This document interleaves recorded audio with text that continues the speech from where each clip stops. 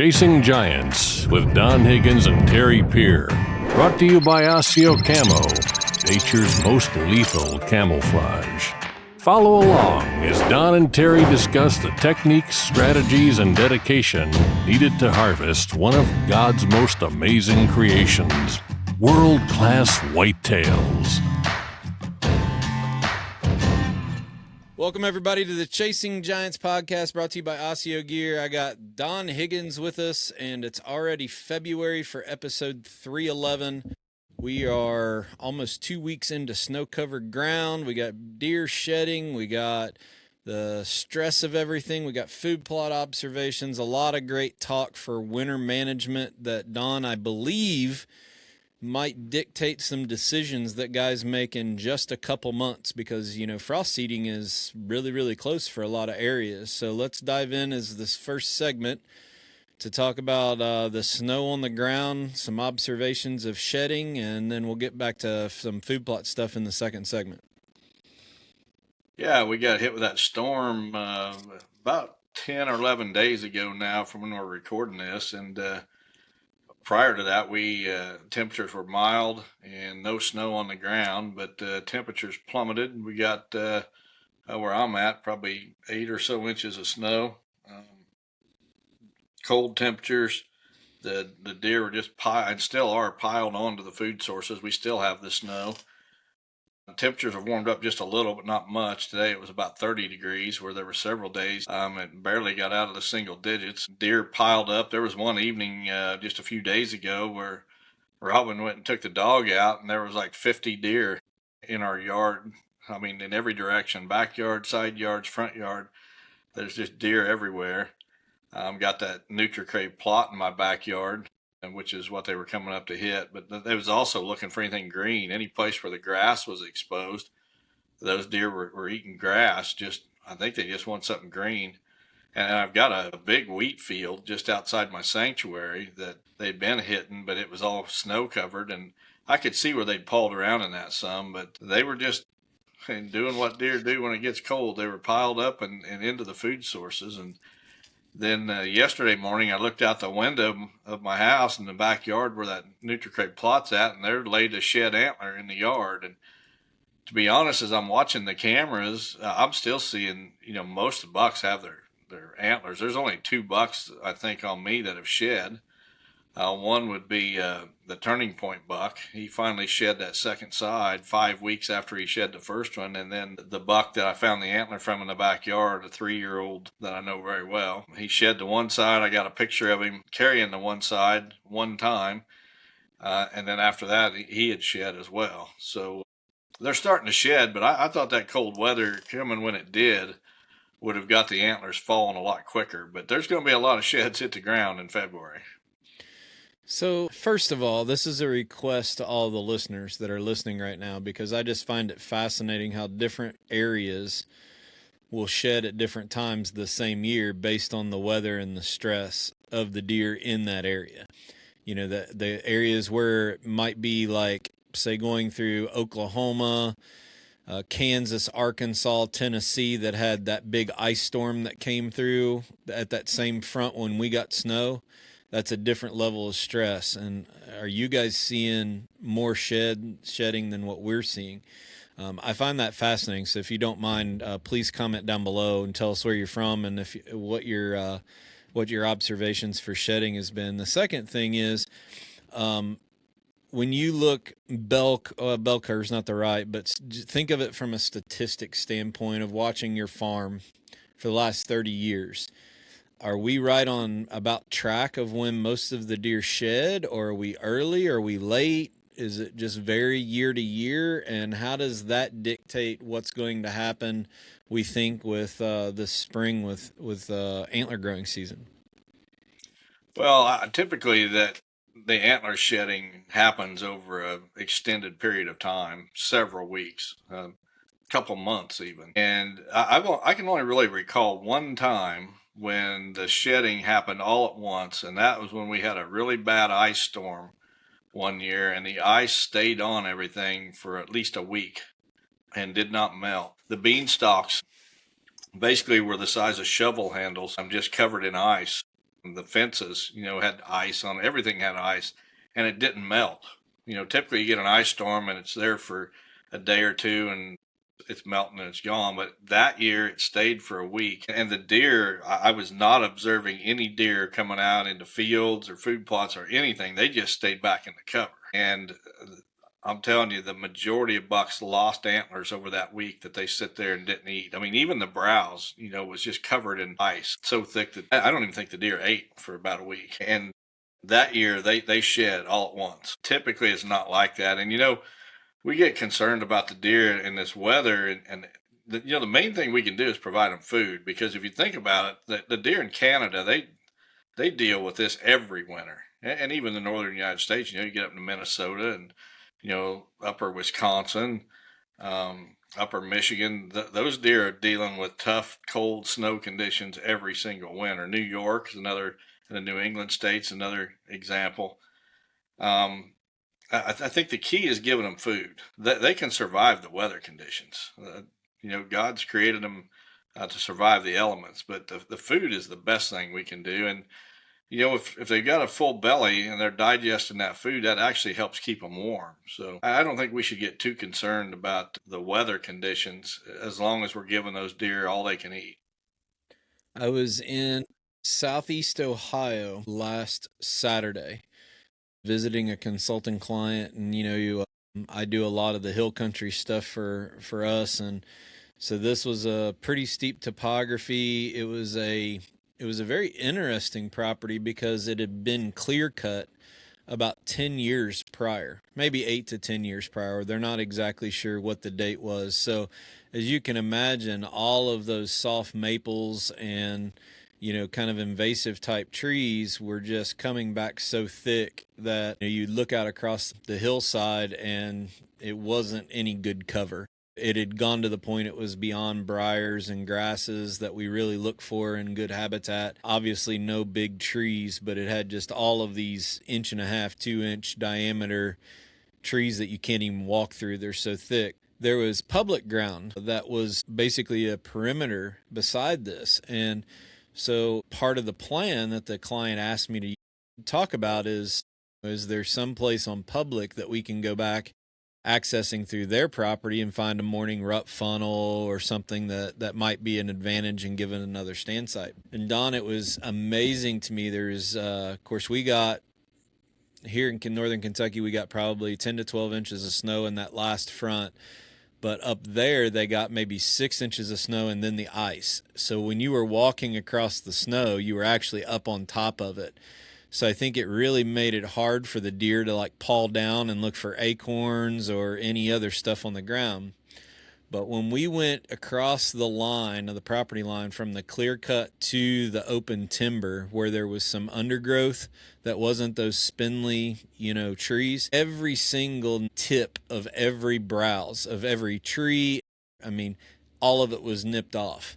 For our clients that maybe are walking through the woods this winter, explain a little bit for our listeners why the deer are eating the little bulb or the little nip on the end of all of that woody browse. And we talked about it with my consulting client.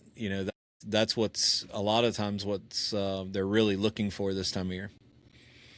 Well, it's the most tender part of that plant, and it's also the most nutrient rich part of that plant. So, that's why they go for it. I don't care where you are. You could be in the middle of farm country. You could be on a property that's got the best food plot program in the world, but the deer are still going to consume a certain amount of woody browse. And, we do our TSI cuts mainly to create bedding cover, but it's also just as important to provide that regrowth, that browse. It's really important. A deer takes a much higher fiber diet than a cow does. That's one of the things I learned when I had the captive deer.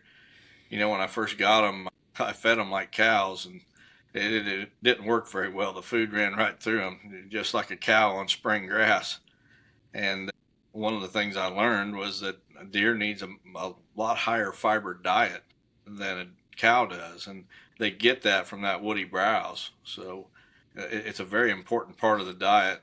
If a deer had nothing to eat but grain, it would not be good. And green tender growth, that woody browse gives them the fiber they need. It slows down the digestion process. A deer digests a lot faster than a cow as well. So when we had those captive deer and we would go to worm them, give them a wormer, you would do it 3 days, 3 consecutive days, where a cow, you do it once. And the cow's rumen is much slower, and you get a good worming of that cow with one feeding of a wormer. But with deer, we would worm them 3 days, 3 consecutive days, to keep that wormer in their system, because they digest so much faster that food just goes right through them, and that fiber slows down that digestion process.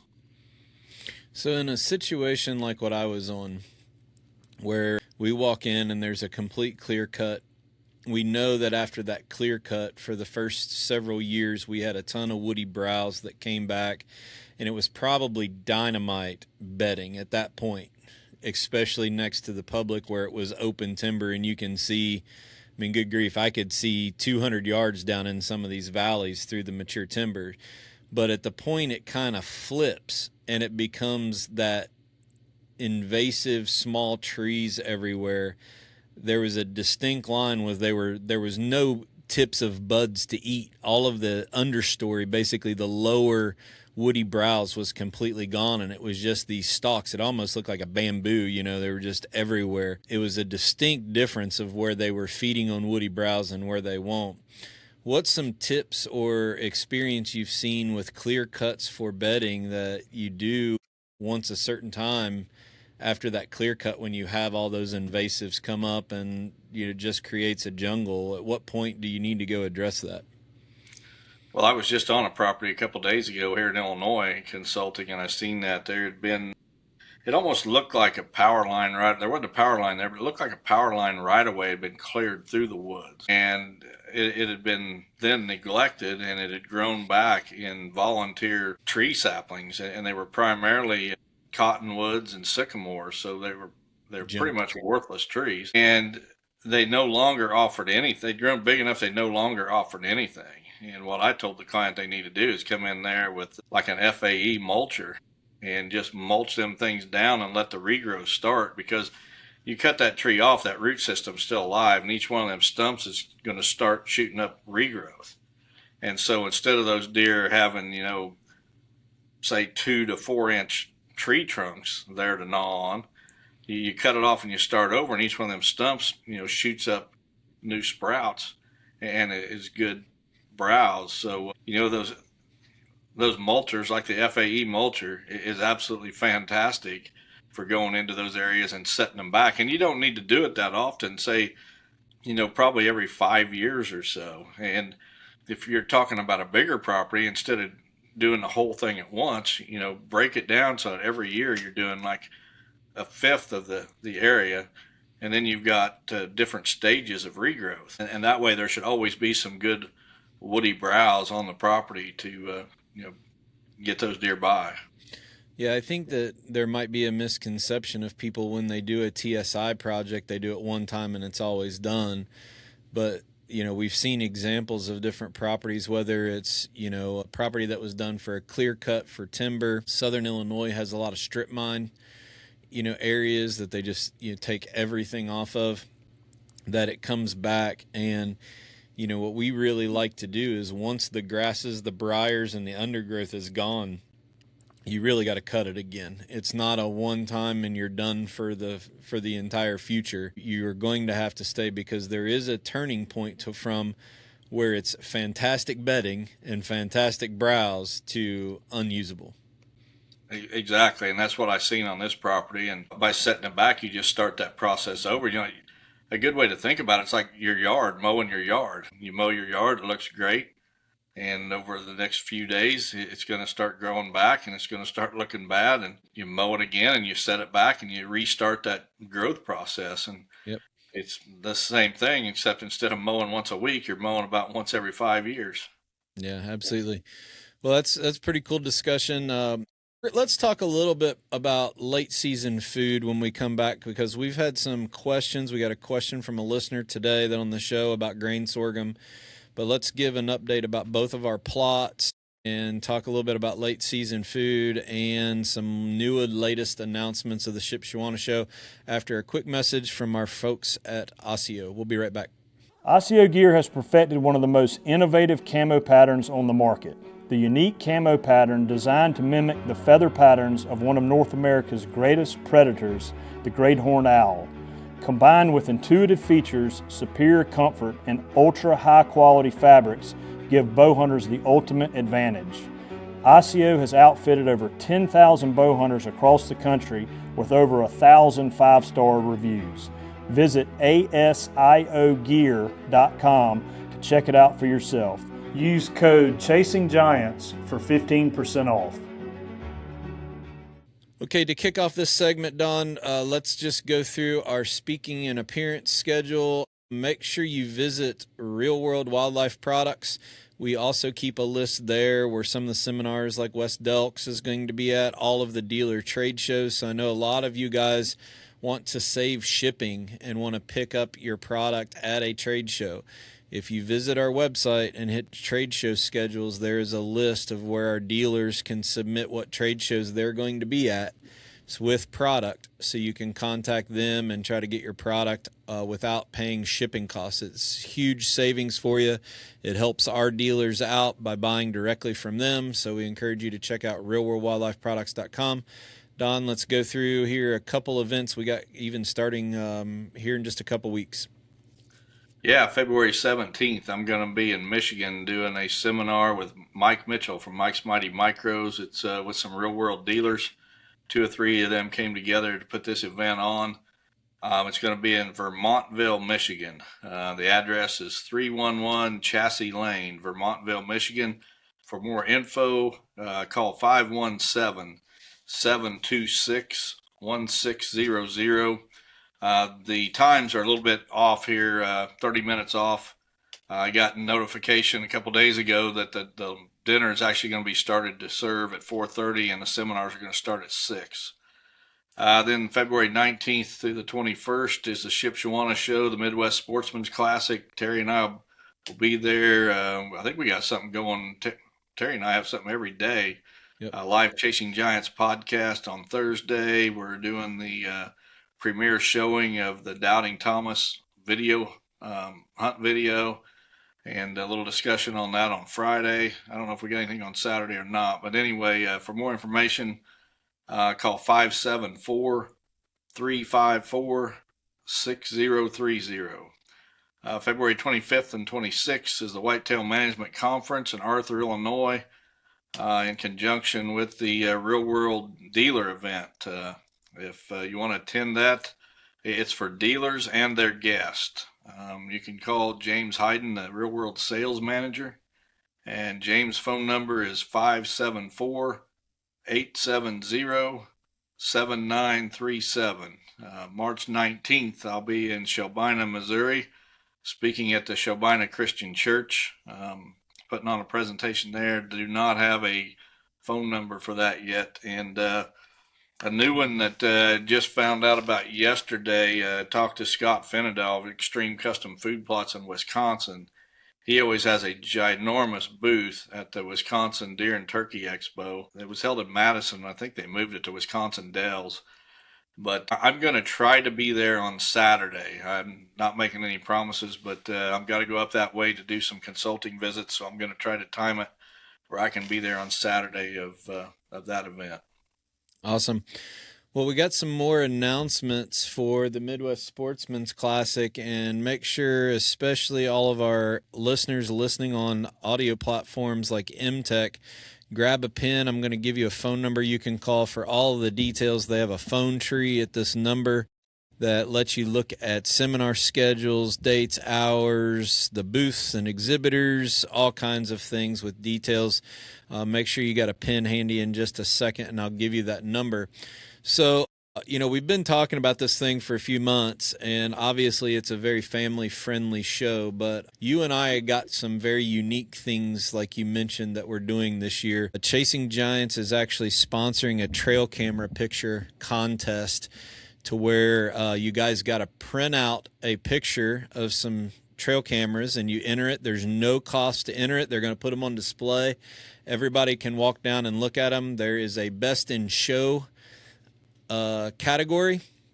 Best overall picture is going to, the prize is a $500 gift card to Osseo Camo. You can literally win your prize and go pick your camo out in Osseo booth at the show.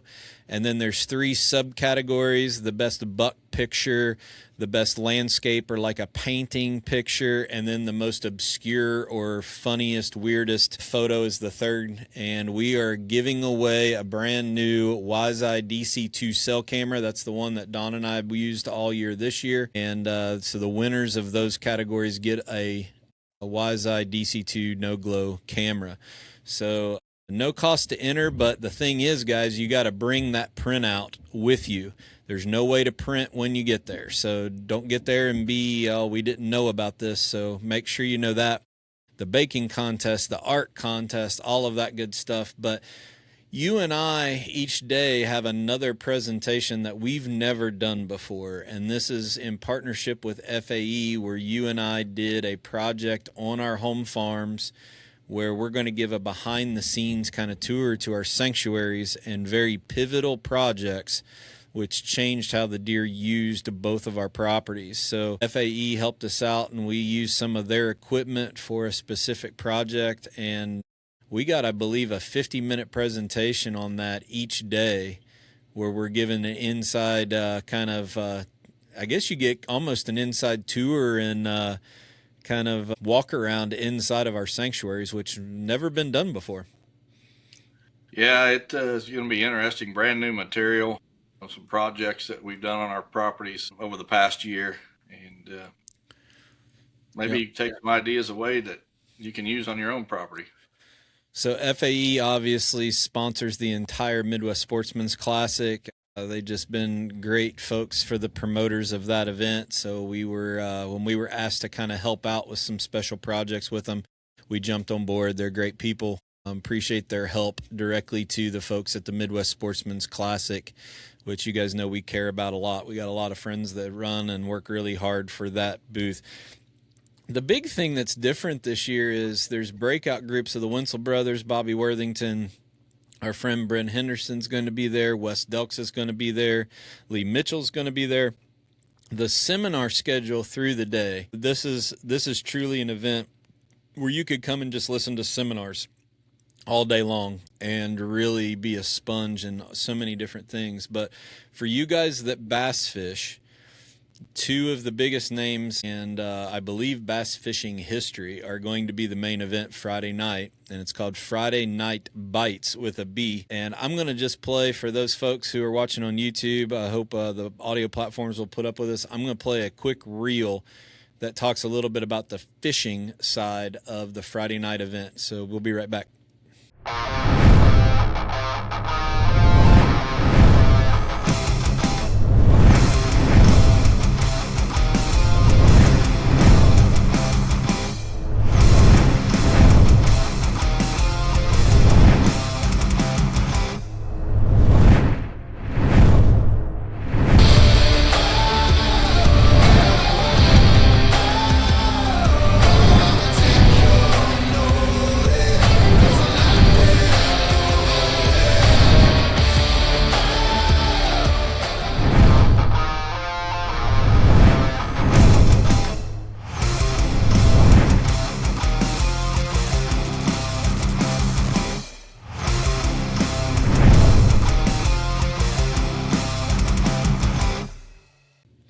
Okay, as promised, I hope you got your pen ready for all those people listening on those platforms. Dial 574-354-6030,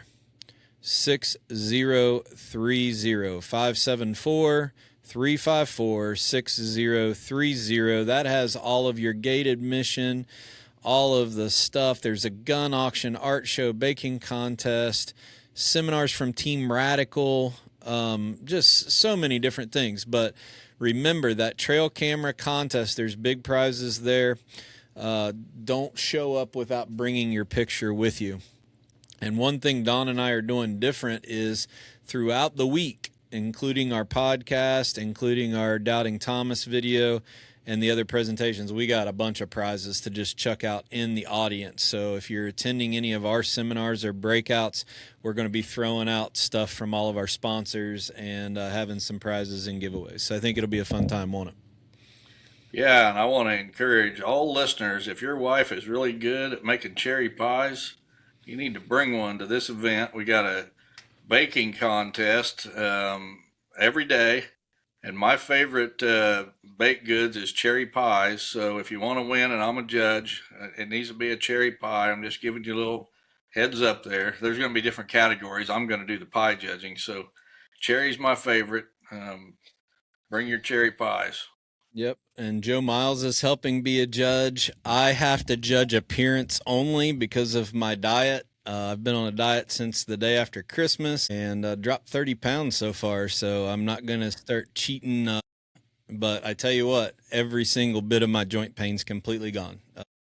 I know you did your diet because of blood pressure stuff, but all of my joint pain is absolutely completely gone. So been really blessed with that. I appreciate all the encouragement from you guys.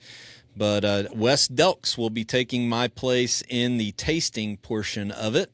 He's a little skinny feller, so he can focus on putting down a lot of those pastries for us. And so he's taking my place. And I did forget to mention Al Foster and Joe Johnson are the judges for the trail camera competition. So they'll have fun sitting around talking with everybody about your trail camera pictures. All right, enough of that. Let's get back to deer hunting and fall or winter food plot observations. You said you did a drive around from your farm. Let's talk about that. I'll give an update on mine, and then we can talk about some specific products that might make some people think differently this spring. Yeah, so just yesterday, I had a little bit of time to go out on the property, and basically I wanted to check the food plot situation. I've been having so many deer come up in the backyard eating that NutriCrave corn plot that I was afraid the rest of my plots had been picked bare, and that's why the deer were coming up here. But that was not the case. The deer, we say it all the time, when the weather is, or the temperature is colder than normal for that time of year, the deer hit the grain really hard. So that was my main concern. And I've got the Real World Gen 2 soybeans, the NutriCrave corn, and the grain sorghum blend all growing on my property. And the surprising thing to me was that there was two big surprises. I knew I had enough soybeans, or I thought I did, because I plant a lot of soybeans. I don't ever want to run out of those. But I had a little bit of corn left, not only in the plot behind my house, but in some of the other plots. I'll mow those plots in different segments, starting like right before season opens, and then I'll do it again at the end of the rut, early December. And I still got about, I'm going to say a quarter to a third of my corn is still standing. And it just seems when I mow it, whatever I mow gets cleaned up in a hurry. And whatever is remaining standing, the deer are slower to consume it. Well, this cold weather got those deer hammering the corn that's still standing. There was a lot of cleaned out cobs that were laying on top of the snow. A lot of them still hanging onto the stalk, even where there's hardly any grain left on that cob. But there is still some corn, probably enough to get through most of February, I'd guess. Lots of soybeans left, but the grain sorghum totally demolished. And I found that just a little bit surprising. And I planted it before, they always cleaned it up. But there was enough that my plot was big enough that I thought it would last a little bit longer, especially with the other grain that I had. But they had totally demolished that grain sorghum. There's nothing left. So I'm probably going to have to find a place to plant more grain sorghum this spring. Yeah, same kind of similar update. I did a video walking around looking at all my plots a couple weeks ago, and I said I was going to pick the corn when the ground froze so I could grind it and feed it to some cattle because of how many soybeans I had left this year. But I didn't get around to it, and then the snow happened, so I'm not going to do it with 10 inches of snow on the ground. And I'm glad I didn't, because they're just absolutely destroying the corn right now. I personally we tested before we released the grain sorghum blend. A lot of that grain sorghum testing was on my farm 2 years ago, so I didn't come back with sorghum. I did a corn test this year, so all of my open acreage was in different varieties of corn. So I didn't personally have sorghum, but I have 2 land consulting clients that sent me videos this week of sorghum, and both of them, when I prescribed it, were skeptical, but they were both in high deer density areas that I knew would get hammered really early. And now they're 100% on board with it, because that is one product that you can plant that doesn't get overbrowsed in the summer and then provides this late season food source that nobody else has. And Don, it was almost like they went along and it was the top of an ice cream cone where they just ate that seed head and went through the field. So I think that for the guys who are trying to make decisions, you can elaborate on this a little bit, but grain sorghum is a great choice in a rotation where you're limited on acreage, high browse pressure, a lot of deer. And the beauty of it is they don't really eat a lot of it in early season. It saves food for late season, and it can even have some bedding aspects to it. Yeah, and the real world grain sorghum blend, there's actually 3 different varieties of grain sorghum, and it's 3 that we selected from our testing. There's a white one, a red one, and I forget what the other one is. I have to ask Dwayne, really. But the deer just demolished all of it. It didn't seem like they favored one over the other. It just, I mean, literally, you'd have a hard time finding a seed, a single grain left out there. And in the bigger patches especially, if you had probably 5 or 10 acres in a plot, the deer will bed in it. It makes some great bedding cover. I know out in the plain states, Kansas and such, where they grow a lot of grain sorghum, the deer bed in it, regularly. The other thing about grain sorghum is it does a lot better than corn or soybeans on a drier site or even a drier year. You can plant it later. You can plant it up to about July 1st and where we're at, and you get a great crop. You get dry conditions, it just seems to continue to grow and do well. So there's a lot of benefits. I'll never go away from the corn and soybeans, but I'll continue to add more grain sorghum. Well, I don't think it's as finicky as corn either. It likes the nitrogen like corn does, but you don't necessarily have to have a corn planter or a special. We drill ours, but you don't necessarily have to have so you can broadcast it. There's certain products that you got to really watch about overseeding.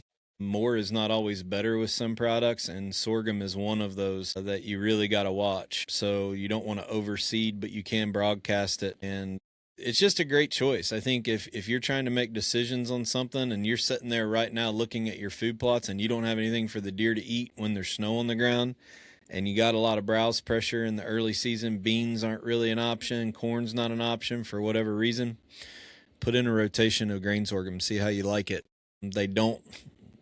They're skeptical. All my guys were really skeptical through the year because they didn't eat it, but now they understand how it fits into the program. So keep that in mind. I got a really cool announcement before the Higgins Hot Seat segment, and that is this coming week, I believe, or at least in the next 10 days, since we're airing we're recording a couple days early. There's last Iowa Deer Classic, you and I met 2 guys at the show. One of them actually came up and talked into the microphone about just starting to hunt. His name was Davey. And really cool guy. You and I got to meet him and his buddy Luke. And Davey was just starting to, hunt. I think he'd only killed 1 or 2 bucks at that point in time, was just diving in, trying to be a big sponge. Well, Davey had an unbelievable year. He killed 2 really big bucks, one of them a 200-incher, on public with a bow out of a saddle, and got it on film. And his friend Luke, who runs Timberline Productions, he was the guy who actually did the video intros for Dad's podcast, Chasing Assurance, actually produced this hunt, and they're going to let us show it on Chasing Giants TV here within the next week and a half or so. So you guys think that we don't like saddle hunters and all that kind of, that's not the case. We just have our preference of what we like to do. But I'm telling you, saddle hunter with a compound on public 200-incher. And all on video, a great story. It's about a 31-minute video that we're going to be airing on Chasing Giants TV. So make sure you check that out. and like and subscribe our YouTube channel. There's a lot of good hunts and content on there for you. The Higgins Hot Seat segment brought to us by 360 Blinds. Don, this is an interesting question that I've seen you do different techniques through the year depending on the situation. And I want you to talk about the reasoning behind when you do it differently and maybe what you're going to do this year. And that is when you go look for a specific shed. So I know when there's been a really kind of sought after shed because of the story, you've probably been a little bit more aggressive going into the sanctuary looking for it after you see drops, while other times you wait until you do one drive, one push through your CRP and through the sanctuary to look for sheds. You got Doubting Thomas, who lost a shed 5 weeks ago, and now he's lost the other side. Why do you change your strategy on shed hunting sometimes, and what are you going to do this year? Well, I think, just to be brutally honest, I think it's the size of the shed. The bigger the shed, the more aggressive I get trying to find it. And that's just being brutally honest. If I think a deer is also, if I think I'm going to shoot the deer or hunt that deer the next season, I'll put a little more effort in as well. So this year, I don't know. I'm so stinking busy for about the next 2 months that I'm not sure what my approach is going to be, because I know like in the month of February, I don't have a free day period. And then the month of March, I'm going to be finishing up my consulting visits. I'm going to have to make a trip out to Ohio. I'm going to have to make one up to Wisconsin and another one to Iowa. That'll be like my third or fourth trip to Iowa this winter. So, yeah, I don't know. I guess I'm just going to go when I can. I'm sure with my grandsons living nearby that they're going to want to go too. So take them along. But I don't like to go under these conditions when it's this cold and the weather's this bad, because I don't want to drive those deer away from these food sources. So, yeah, I'll probably, until the weather breaks, I'm probably not going to put much effort into finding a shed. Would you ever do shed hunting with snow on the ground anyway? It doesn't look like you could see as good. No, I don't think you can see them quite as well, but I guess it depends on where they're at. I mean, I found one in my yard yesterday. Anybody that follows me on social media seen the picture I posted. It was 20 yards from my house, literally. But I looked out the window because all these deer have been coming up hitting that NutriCrate plot, and there was a shed laying out there in the yard, and so that buck has shed. And I don't know. I like it when they shed out where I can see them and easy from the side by side and not have to go stomping through the brush. Even in these conditions, I don't even like to take that side by side out and take a chance on spooking deer off the property. Yeah. All right. Well, how about we get some listener submitted questions? You ready for that? I'm ready. All right. We'll be right back after a spot from Midwest Land Group with our first question from Miami, Florida. Ever had a terrible real estate experience? Average realtors usually spend more time selling themselves than on selling your land. They'll tell you anything to get the listing. They know that if they get the listing, you're stuck with them. Not here. Midwest Land Group has changed the way land is sold and is the only brokerage to offer a 100% satisfaction guarantee. That means if we don't meet your expectations, you can fire us. That puts all the pressure on us to perform. We don't just list land, we sell it. If you're looking to buy or sell property, don't before you talk to us. Visit us at MidwestLandGroup.com. All right, our first question comes from Jonathan Vilches from Miami, Florida. It says, grace and peace to you, Don and Terry, and all those that are listening, and especially to those who aren't. I wanted to hear if y'all's experience with the sorghum this year. Are the deer hammering it now with this storm upon us? Did they use it as bedding too? Trying to game plan for next winter. Left some standing corn this year. Need to figure out water source now. All of my ponds have been frozen before this storm started brewing. I'm in between a cattle water or a stock tank with an ice eater. This is something to be installed around the house for winter to help them survive.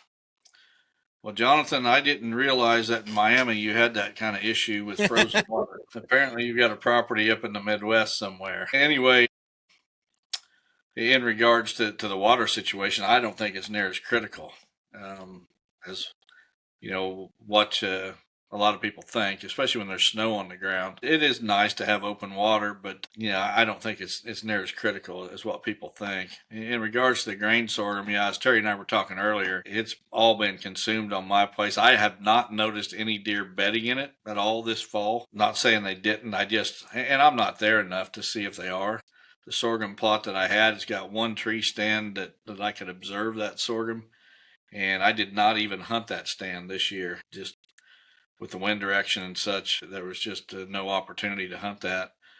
But like I said before, I know they will utilize it for bedding cover. They do out in the plain states on those bigger sorghum fields, but they absolutely do consume it, and it typically makes it into the late season before they hammer it hard. Do you think deer can get their need for water from the snow? Like if everything's frozen up right now and there's a foot of snow on the ground, I mean, they're not dying of thirst, are they, right now? No, I'm sure they can. Okay. All right. This will be a unique question. Let's have some fun with this one. This one comes from Brandon Wolf from Rice's Landing, Pennsylvania. It says, "Hey, Don and Terry, big fan of the podcast. Hey, Don, what do you think is people's biggest misinterpretation of you? Thanks, God bless." Well, Brandon, I gave your question some thought before we started recording. And I think the biggest misconception is that people think that I'm rich and I've got this great farm that I've always had, and that farm is the only reason that I kill big deer. And I posted a comment on social media this week. It was in reply to another person's comment, and they said something about I have become unrelatable to most deer hunters. And my reply was, no, I can relate, and all deer hunters should be able to relate to me, because for the first probably 40 years of my life, I was just like every listener of this podcast. And I use the example of 30 years. The first 30 years, I struggled financially. I didn't own a piece of property. My wife and I started renting a house and then bought a cheap fixer-upper. We paid $12,500 for our first home. Think about that, $12,500 for our first home, and fixed it up. And then my grandparents passed away, and we bought their farmhouse and 30 acres, and was able to buy an additional 10 that adjoined it. So we started with 40, but made payments poor as could be. The difference in me and most people is what I did with the second 30 years of my life. The first 30 years, I did not go to college. I just worked at a local factory. And actually, I didn't get out of the factory until I was 40. So, I lived that paycheck to paycheck life. I did that. And eventually I just decided this ain't for me. Life's too short. I'm going to do something else. And I kicked it in gear, and it took decades to get to where I'm at. So I'm 62 years old, and yeah, can a 30-year-old not relate to me at 62? Maybe not, but if he knew my story, I think he could. And I think that's the biggest misconception is people think that I've always had this farm and I've always killed big bucks only because I've got this farm. The fact of the matter is, I've killed a lot of I'd call them giants, even a 214, a 193, a 185, and a 180 be my top 4 bucks on permission properties. I didn't even pay a penny for a lease, just knocking on doors. So I think that is probably the biggest misconception, is that I've always had a special farm and that's the only reason I'm killing these big deer. People just miss the fact that I was once a dirt poor young factory worker, scraping to get by, having my electricity shut off because I couldn't afford to pay the bill. And I just think people don't see or don't realize the journey that it took to get to where I am today at 62 years old. And I think Al Foster said it really well recently, is that the problem is that these 30-year-olds, they want to compare their situation today to me at 62, instead of comparing their situation as a 30-year-old to me at 30 years old, because I think there it's very similar, very, very similar. In fact, I think a lot of 30-year-olds today are in way better shape financially than I was when I was 30.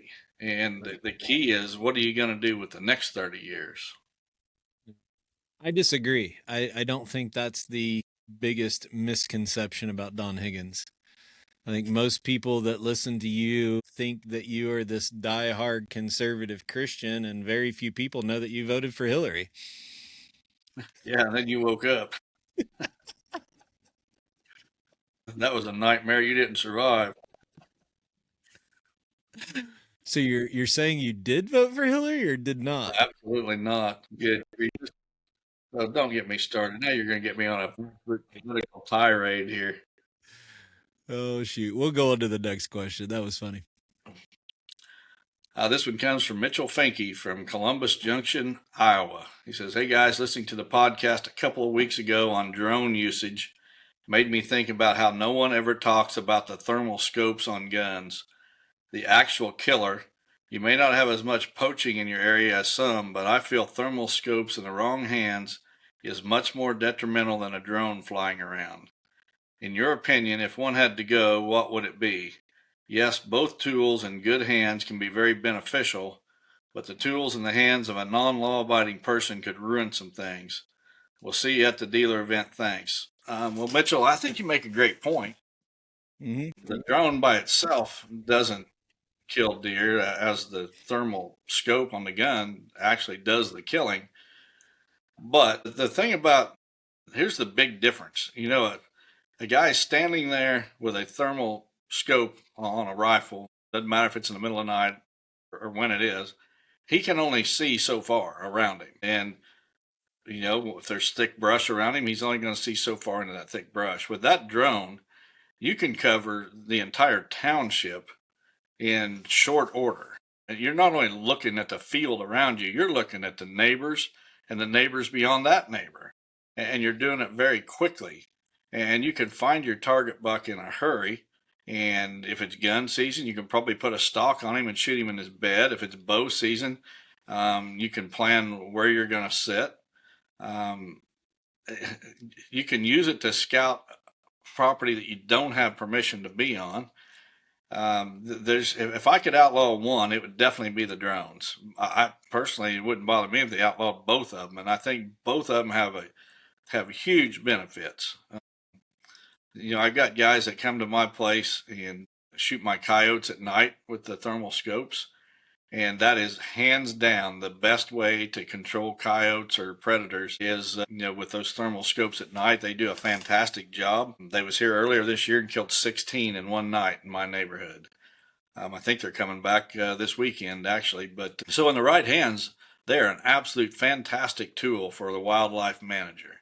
Same way with a drone. You can gather all kinds of information and data that will better help you manage your deer herd. You can use a drone to find a deer that you've shot and wounded very quickly, very efficiently. So those two things are fantastic, in my opinion. The problem is one of those tools, either one, in the wrong hands can do way, way, way more damage than, a dozen guys doing things right, managing properties right, will do on the positive side. So I just think there's way too much opportunity to be misused for both of those. If I had to pick one to go, it would absolutely be the drone. Okay. Next question for you. Here we go. All right, this one comes from Tyler Aker from Red Key, Indiana. It says, "What is your opinion on states like Oklahoma working on laws to allow the release of captive deer into the wild to combat CWD? Other state deer farming organizations are also trying to get the ball rolling for the same thing." Well, Tyler, as someone who has been accused of turning loose captive deer, let me just say that I am against it. I don't think it's necessary. I think that there's deer in the wild that already possess that gene, making them resistant to CWD. We don't need to release more. What we need to do is get a good management program in place instead of going into areas with sharpshooters and wiping out every deer, including the ones that do have this gene. We need to let nature take its course. And if we let nature take its course, she's taken care of herself for hundreds or thousands of years, and she'll continue to do so if we get out of her way. When we try to intervene via sharpshooters shooting every deer that is alive in an area, we've accomplished absolutely nothing positive. We just need to let nature take its course, and she will weed out the ones that are more susceptible and the ones that have that resistance to CWD will breed and pass on that resistance to their offspring. So, I applaud Oklahoma for taking a totally different approach. I'd rather see that than the sharpshooter program, but I think we just need to get out of the way and let nature take its course. Get as good of nutrition as we can, make those animals as healthy as we Absolutely. can, and God's creation is fantastic.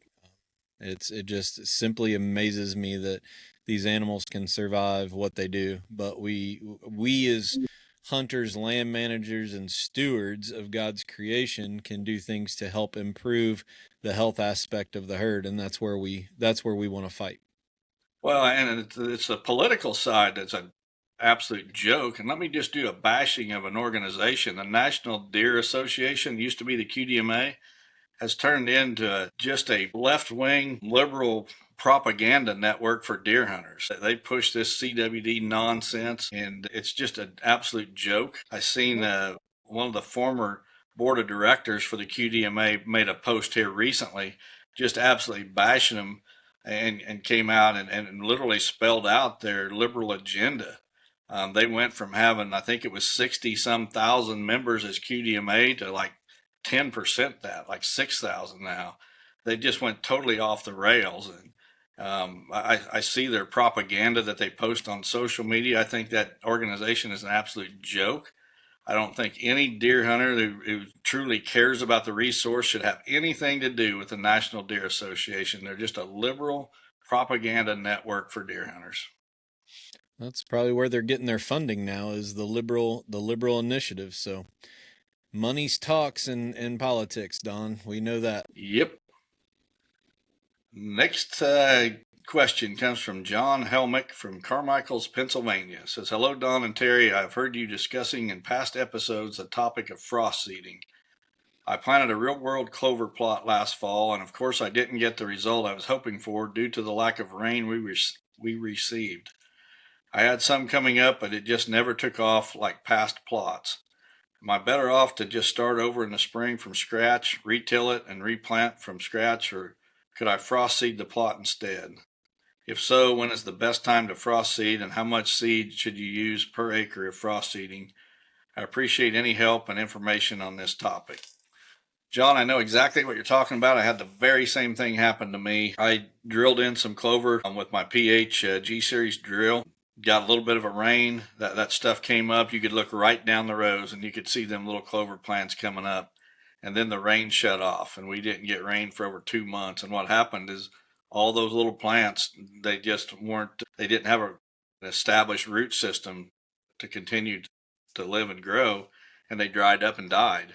So I'm going to have to go this spring, and I'm going to have to replant my clover as well, just like you described.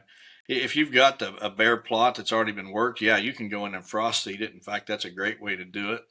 You don't want to do it too early. So when it comes to frost seeding, there's two seeds that work very well for frost seeding. One is clover, and the other would be switchgrass. And if you're going to do switchgrass, which I no longer recommend, I think it's way better to wait for the soil to warm up and kill all the weeds off and start, your switchgrass at a time where it can instantly start growing, instead of throwing it out there and letting it sit there for weeks and weeks and weeks before the conditions are right for it to germinate. On the clover, you want to frost seed it as late as possible. So typically in March is when that would happen. You want it to get a few freeze and thaw cycles on it, but you don't need it to lay there all winter. I think that's just opportunity to lose seed to whatever, washing away or birds or you name it, all the other possibilities. So frost seeding will work, or you could wait till it warms up and, go out there and rework the plot. I'm just going to drill mine in like I did before, as soon as conditions allow, where I can get the tractor out there and, not be rutting things up. I'm going to re-drill. But yeah, last fall was terrible for starting that clover because we got just enough moisture to get it started, and then boom, it shut off for 6 or 8 weeks and it all dried up. Okay. Let's try to get one more question in before the end of the show. Another question from Brandon Wolf from Rice's Landing, PA. He submitted several in a row, and there's a couple of good ones, so we picked them. It says, "Hey, Don and Terry, big fan of the podcast. Hey, Don, in your early years on your farm, would you have ever thought you would have built your property to what it is today, that you're passing the deer that you are to get them to older age classes, and having the confidence if a target buck is on your farm that you will get a shot at him by the end of the season? Thanks, God bless." Well, Brandon, I never, ever dreamed back when I started that it would be anything like it is today. When I started, I thought if I ever got to the point where I could see 4 or 5 deer on a hunt, be it does or whatever, it would be an absolute miracle because there just was not deer on the property.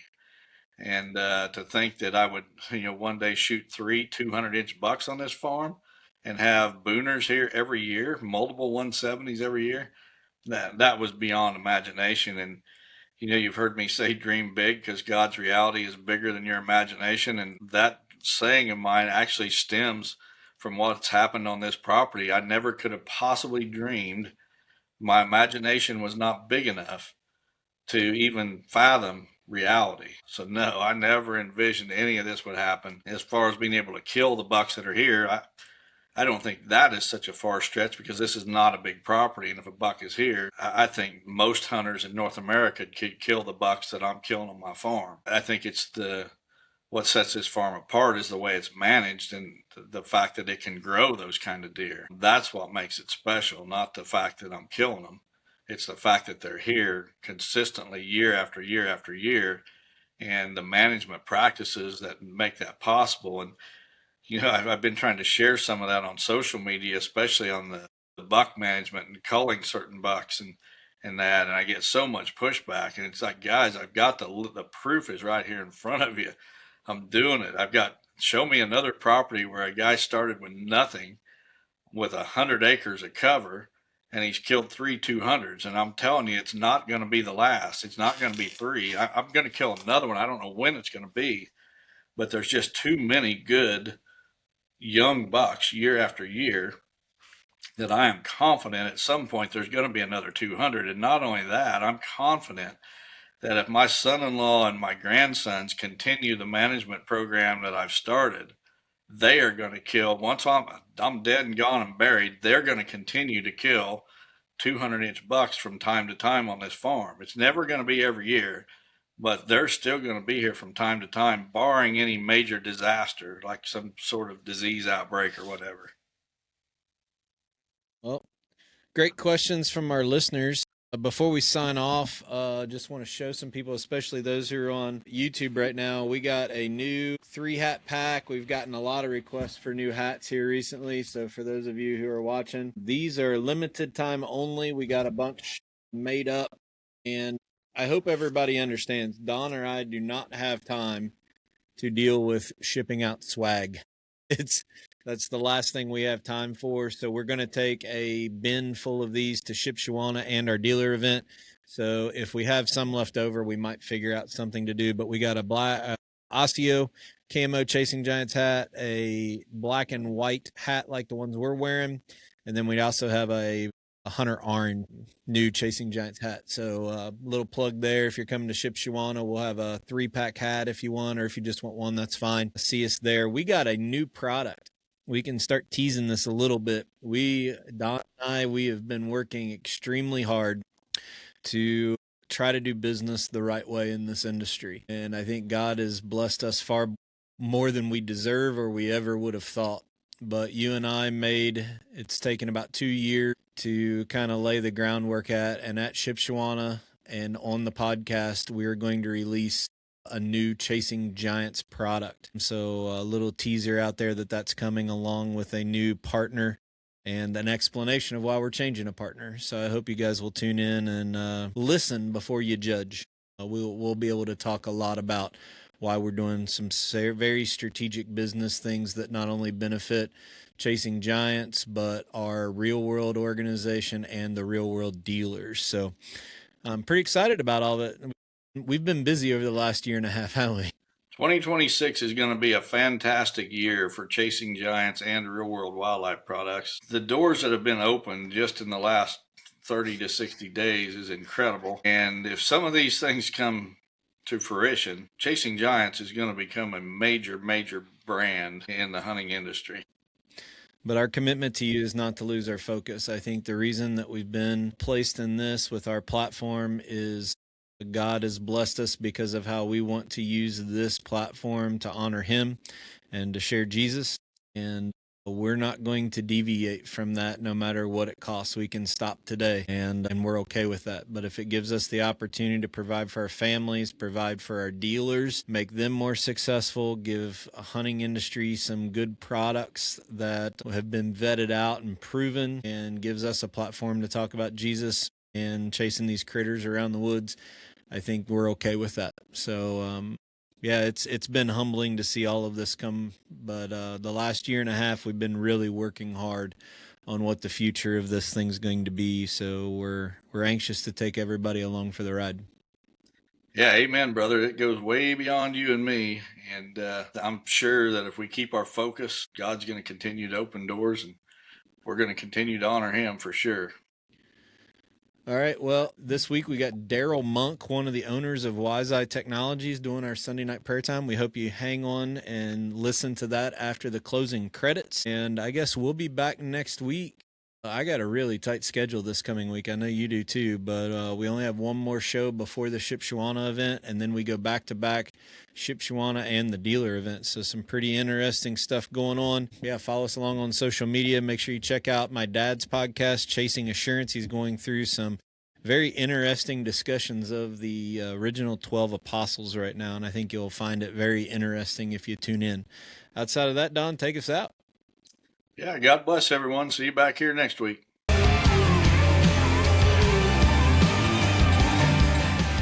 Chasing Giants has been brought to you by Osseo Camo. Thanks for listening, and tune in next week for another episode of Chasing Giants. Hi, I want to speak to you tonight about a topic that's it's a little different, about blood. I can remember as a child growing up, going to church, and we sang so many songs and hymns about the blood.